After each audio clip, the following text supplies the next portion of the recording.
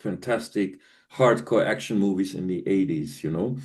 And out of that later spawned Rambo and Bloodsport, Kickboxer, No Retreat, No Surrender, and hundreds of sequels of that type of action films, including Bounty Tracker.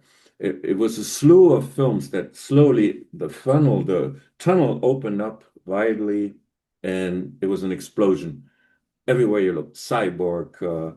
So the main headliner was obviously Jean-Claude Van Damme at that time Mm. with its Bloodsport and Kickboxer series, and Lorenzo Lamas. He was fished out of a soap, I wouldn't say a television series, Falcon Crest, Yeah. because he was not only good looking and sort of like a sex symbol at that time, he was also a martial artist. And this producer, Pierre David, recognized this early on that Lorenzo Lamas has all the cards that you need to be successful. You know, he had the long, thick hair, and he knew how to do martial arts. He was an actor that had been on screen for many years, so he could also act. And yeah, that's how I started. And Matthias, obviously, you were very much a prominent and established actor at that stage with a good lot of body of work behind you. In terms of these type of action movies, was that your niche in terms of the 90s? Was that where you found yourself most gravitated towards in terms of the work opportunities, or were you a sort of an actor that were partaking in all types of genre movies back then? Back then, you almost had no choice but to join that genre. And Mm. anybody got in that one way or the other. There were so many people. We all came like gunslingers, most of us from another country, like Jean-Claude, Olivier Grenier, Daniel Bernhardt. Um, do you still see me? Yeah, I can see you. Yeah, perfect. Yeah. Oh, okay. Uh, so a lot of people came over at that time, and that was a great opportunity. Oh, sorry, I have all No, these calls coming in. no Um, problem, Matthias. yeah. So that was a great opportunity for everybody, and we were like gunslingers. So the list got bigger and bigger, and the demand was huge. I mean, back then there was an actual market for these films that meant you could make a lot of money with it. You could go get a cast, some favorable people, print a poster, and pre-sell it worldwide. Mhm. And you know you not only would for sure make your money back, you also will make money on it, you know? So that was huge.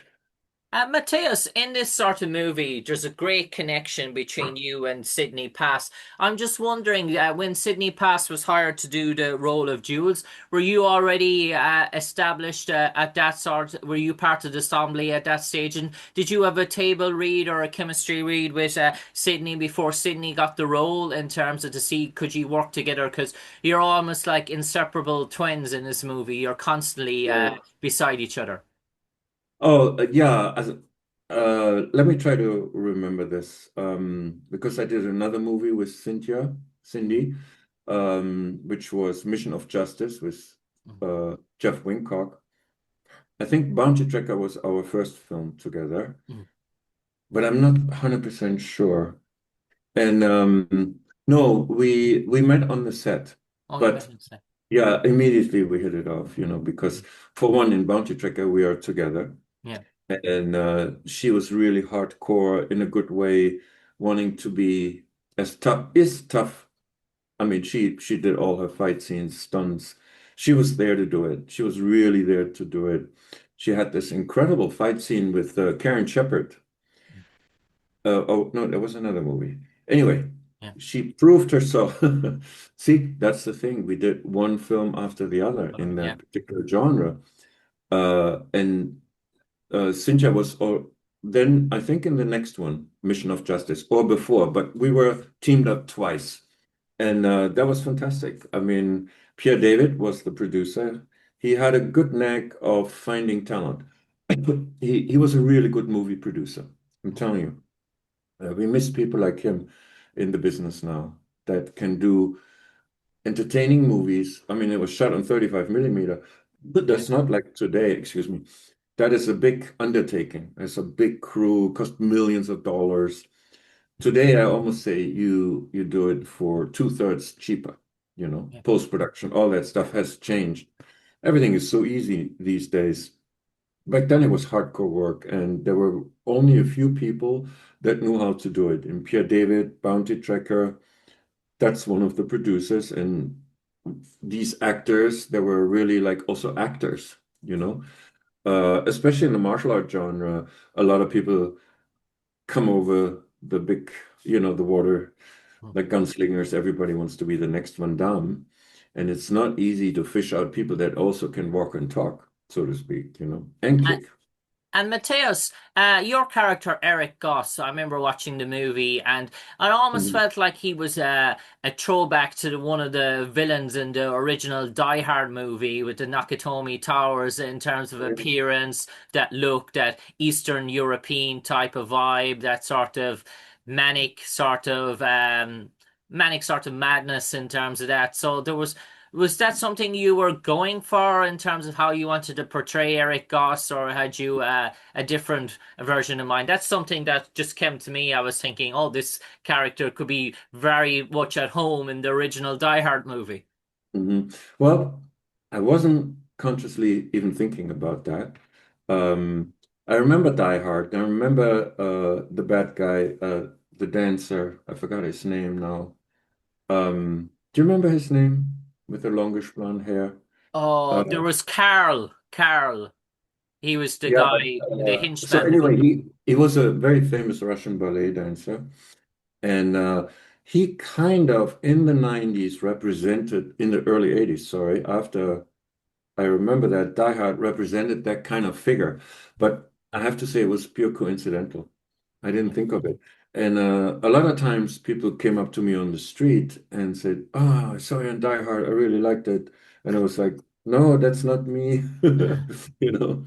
Uh, so yeah, that was funny, but you're right. There was a certain similarity that wasn't intended. That was my calling card already. Always, I had the muscles and the bit longish hair, kind of like Lorenzo Lamas at that time. It was the 90s. That was like the look, so to speak, And Die Hard was in the 80s. And I think, yeah, that set the stage for European bad guys. Yeah, most likely. Yeah. And are you an actor that really enjoyed partaking in your own sort of stunt sequences and action sequences back then? Was that something you really immersed yourself into? And was that a joy for you as part of the acting role in terms of how your body performed on camera? Yeah, I mean, I have to say for all of us, that particular genre was like our calling card. That was our life. It was our ambition. It was literally something we wanted to do and we were eager to do. And it was hard to do at times. And as harder it got, as more we wanted to do. So yeah, for all of us, it was pure pleasure. I mean, and we were all of us were at the right age too. We were maybe early 30s, late 20s, early 30s, mid 30s, the strongest we could be. We had great trainers, always great fight coordinators. Jeff Pruitt was probably, I think Jeff Pruitt was ours. He did Buffy the Vampire. Um, we only worked with the best of the best, Benny Artidas, Jimmy Nickerson, the biggest of the stunt community, fight community were involved in all our movies, Some of them, uh, like Chad did John Wick later, he came out of the stunt community, fight community. That was really a community that still kind of exists till today, where we all completely 100% aligned that this is what we want to do. So yeah, that's without that, forget it. You wouldn't make it. I suppose you're very versed at being well trained in weapons and the use of them on set, and obviously, there's a good lot of machinery and gun and fight action scenes in Bounty Tracker as well. And those sort of sequences, while they're a joy to sort of film and an awful lot of fun for the actors and the cast, are they sometimes harder to shoot in terms of getting them right compared to shooting lines and dialogue, or sometimes the way you point a gun or the way you enter a building or something like that? Can that be sometimes more trickier than having to repeat lines? Yeah, the lines, that's easy. I mean, that's like you just open your mouth and talk. As for acting, real quick, little note, side note for all actors, aspiring actors. Obviously, you can't act when you act. You just are yourself. So you become this character. Like I became Gus, Gauss, Erik Gauss. You don't think about it. You just say your lines and you become this person. And the fight scenes are way more demanding, the action scenes, because you got to hit your marks. What people don't know, especially at that fight scene with Lorenzo Lamas, yeah, you start like you get to the set maybe at 4 in the afternoon and you leave sometime 9 or 10 in the morning. So that's minimum 15 hours. Um, and we almost the final fight we had at the wrecking place, we almost didn't finish it Okay. because we ran out of light, basically darkness. It takes forever to do this. Normally you need 2, 3 days to shoot one big fight. And I suppose in Bounty Tracker, you were all over the country. In locations: California, Boston, Los Angeles, Vancouver, and although it was financed to go out in video, there was a good lot of money behind this sort of project as well. So, in terms of trying to make it a success, and obviously shooting on all that locations, it was well financed for the market it was going to go out in. Yeah, all these movies were well financed. They were in the millions. So that was a time where you could make millions back, meaning today you cannot recuperate your money that way as you did it before, unfortunately. Might be different in a few years from now with artificial intelligence and all this progress we're going to make to cut corners, like for instance, if you do a movie in the future and it's like like different countries, different locations. You don't really actually have to go there. You Mm. can artificially create them in a computer and it looks as real as it is. So yeah, but back then you had to go, you had to travel, you had to be there. Sometimes you could fake it a little bit, like take certain parts of a city in Los Angeles and make him look like it's Vancouver or something. It's hard to do, but the art directors are so clever. I shot a movie in South America that literally we shot in LA. Okay. You know, it takes Uh, a lot of work. So it takes a lot of work to fix the streets and the cars and all that. It's doable. So that's what Hollywood is all about, by the way. And Matthias Hues, I know you're a creative person, and these days your creativity is showing in other passions as well. And you have, dare I say, you're bringing your experience from the business, the acting, entertainment world. You're bringing it onto the page in terms of literary and writing. Now, you might tell a bit about our audience or listeners about the current Matthias Hues and your current passion. Yeah, it's just a passion because we in the film business. I've been in this for 4 decades, believe it or not. So is Lorenzo. So most of us are, and we really are movie fanatics. So we are so used to tell stories that many of us write our own screenplays. And once the screenplay is finished, some of us, including myself, I write novels based on these screenplays that one day we're still going to produce one way or the other. So, like, for instance, I have a book series on Amazon called Shadow Affairs. It's kind of like Born Identity-ish, but the books that, for instance, I write are very cinematic.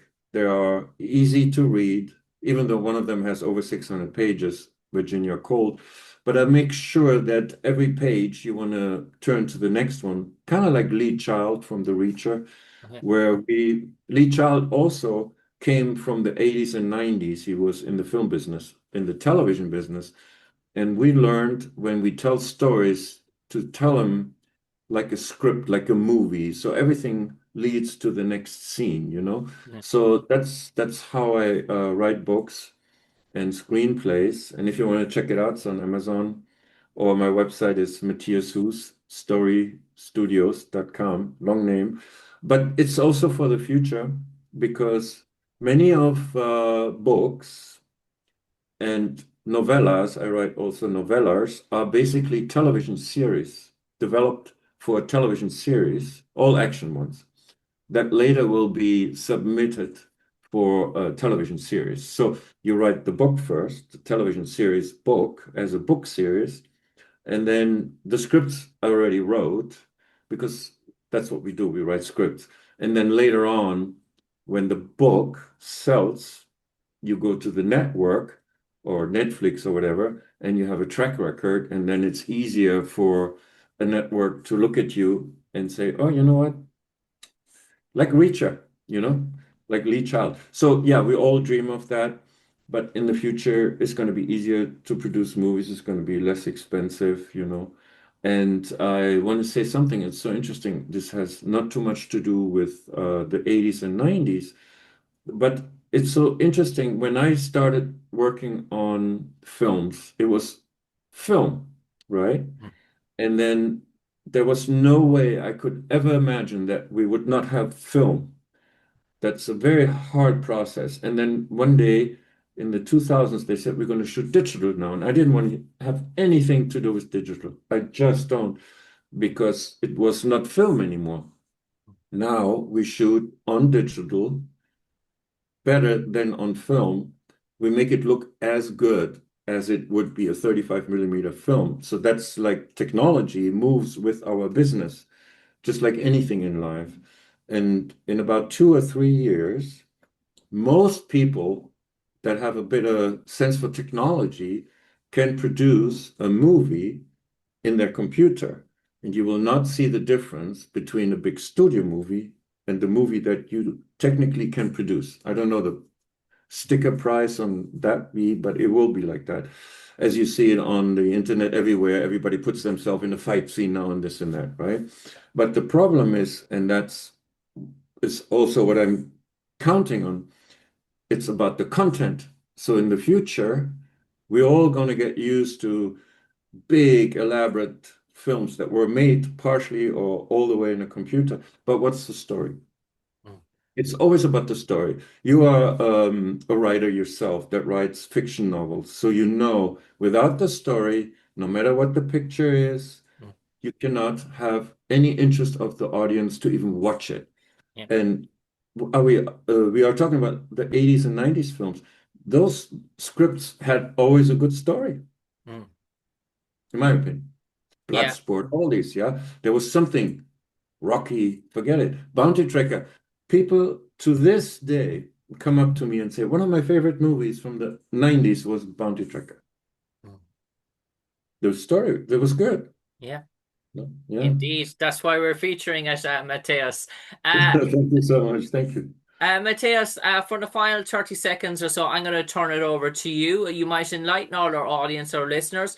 Obviously, some of these movies from time to time get rediscovered again by a later audience. So, for people who haven't watched Bounty Tracker before, for people from a different generation who weren't even born, dare I say, come 1993, who are in their mid 20s now and a fan of action movies and looking back and trying to find gems, why would you recommend Bounty Tracker to them? And when they do watch it, what's in store for them?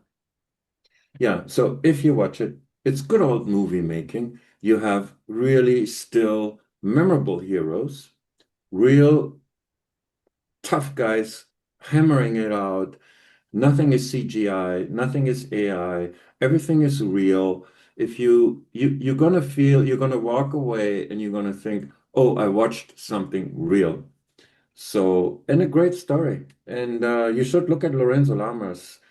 It's kind of interesting. He was the sex symbol in the 90s, and then he came out on Renegade. So all in all, it was a wonderful time, not only for us. I hope you can get some of that by watching the movie.